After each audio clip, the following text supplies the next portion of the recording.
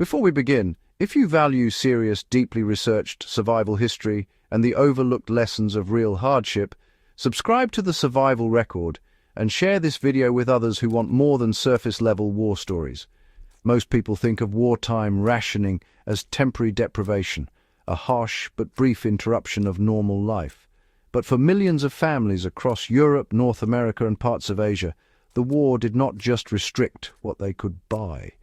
It permanently changed what they would buy. Certain everyday goods quietly disappeared from household routines long after peace returned. Not because they were banned, not because they remained scarce, but because people had learned something irreversible about dependence, fragility, and risk. This is the lesser-known economic aftermath of global war, the moment when entire populations re-evaluated what counted as necessary, safe, or wise to rely on. And in many cases, the changes were not driven by ideology or patriotism, but by memory, the memory of systems collapsing overnight. These are not the familiar stories of ration books and victory gardens. These are the forgotten purchasing habits that never recovered, and what they reveal about survival psychology under extreme uncertainty. Families learned that convenience foods were a liability when supply chains failed without warning. Before the war, industrially processed convenience foods were becoming symbols of modern life, especially in the United States and parts of the United Kingdom. Canned soups, packaged baking mixes, refined sugar products, and commercially preserved meals represented progress. They reduced labor and promised reliability. But wartime logistics revealed how fragile that reliability actually was. Shipping lanes were disrupted, metal was diverted to military production, transportation networks prioritized troop and equipment movement. Even when raw food existed, processing infrastructure often could not operate at normal capacity. Households discovered that industrial food systems could disappear faster than agricultural ones. In response, many families relearned direct food preparation skills, baking from raw grain, preserving produce, fermenting, drying, storing root vegetables, and maintaining small livestock. After the war ended, convenience foods returned to store shelves, but trust did not fully return with them. A noticeable number of households maintained long-term habits of scratch cooking, bulk storage, and ingredient-level purchasing. This was not nostalgia. It was strategic redundancy. They had experienced firsthand that highly processed foods depend on long and vulnerable supply chains. Modern resilience planning still reflects this lesson. Food security is not simply about calories, it is about control over preparation. Wartime shortages permanently reshaped how families viewed clothing quality and durability. Pre-war consumer culture had already begun shifting towards seasonal fashion turnover, especially in urban centers. But textile rationing during the war forced families to confront the mathematics of material survival.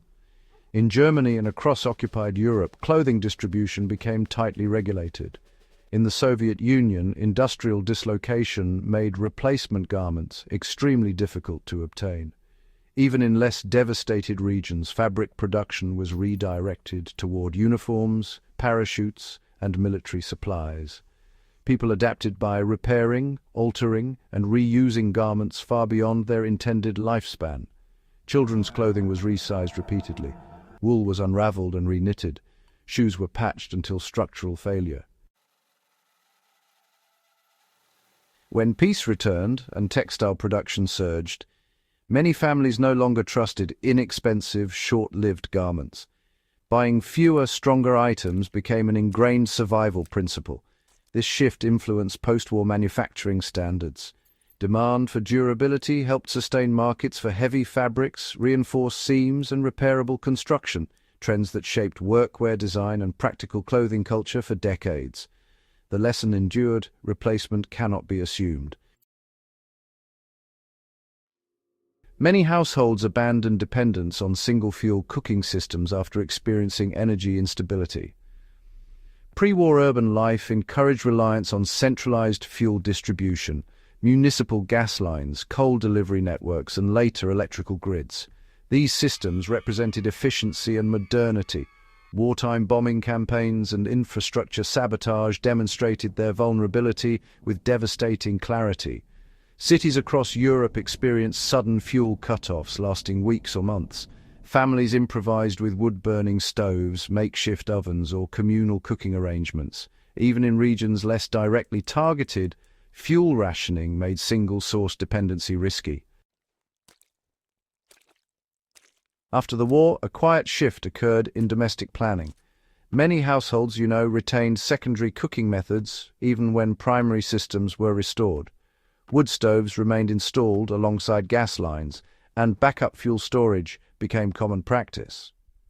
This pattern influenced long-term civil defense planning. Redundant energy systems became a recognized element of national resilience policy in several countries. Survival, families learned, requires multiple pathways to perform basic functions.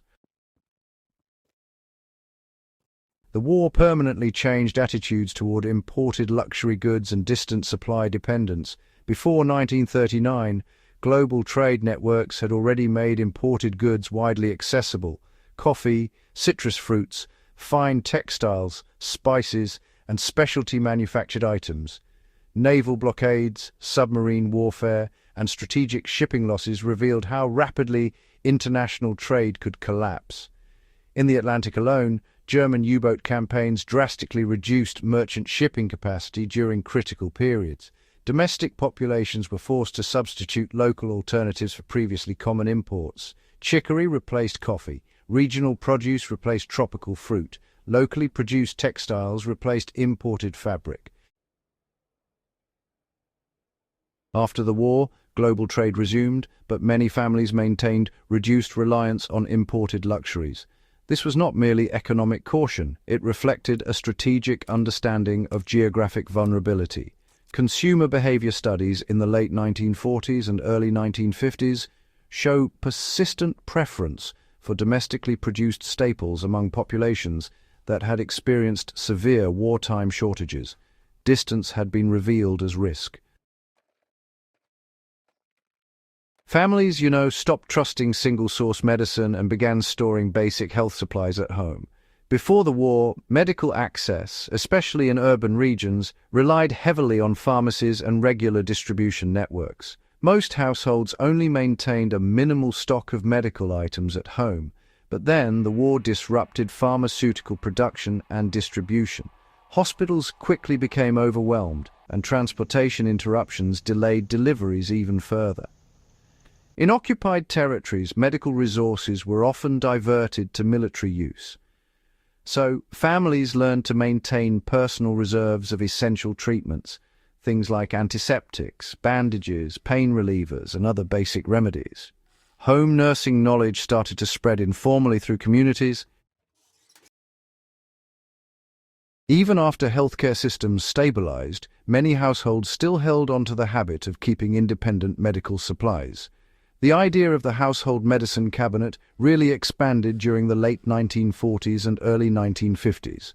This shift ended up influencing public health preparedness campaigns throughout the Cold War era, emphasizing household-level readiness as an important supplement to institutional care. Dependence without a buffer, as it turned out, had proven to be pretty dangerous. The experience of material confiscation ended widespread trust in storing wealth as visible household goods. In many regions under occupation or military administration, property requisition became routine. Metal cookware, bicycles, radios, and even household tools were seized for military or industrial use.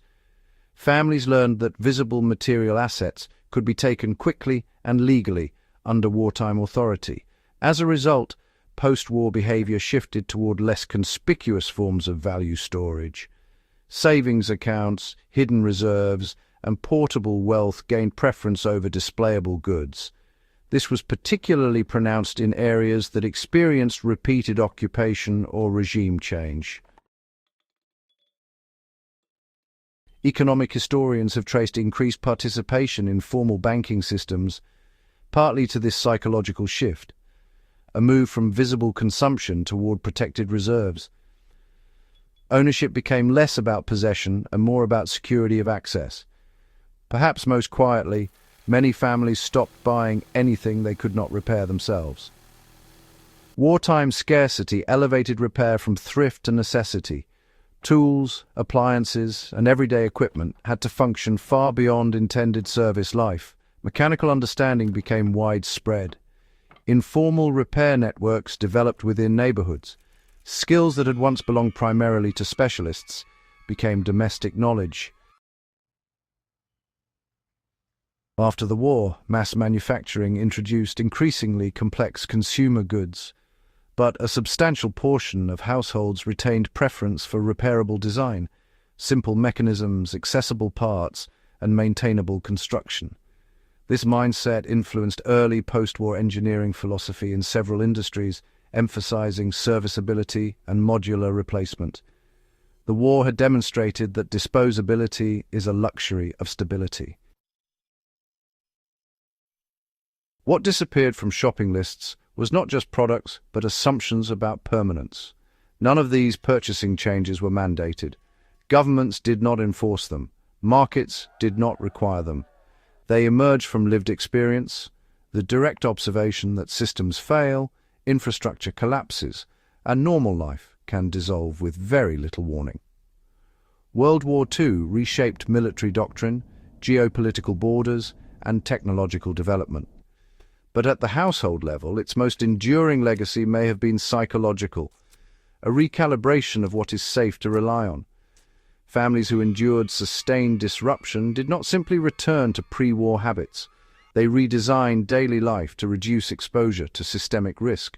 Preparedness became embedded in ordinary consumption. Understanding these forgotten changes matters because they reveal how survival thinking develops organically under pressure. It does not begin with theory. It begins with loss of access to food, energy, clothing, medicine, security, and predictability. The families who lived through World War II were not preparing for abstract catastrophe. They were responding to repeated system failure and adjusting permanently. Their purchasing habits became survival strategy. If you value historical insight that reveals how real people adapted under extreme conditions and what those adaptations still teach us today, subscribe to the Survival Record and share this video with others who want history that informs preparedness, not just memory.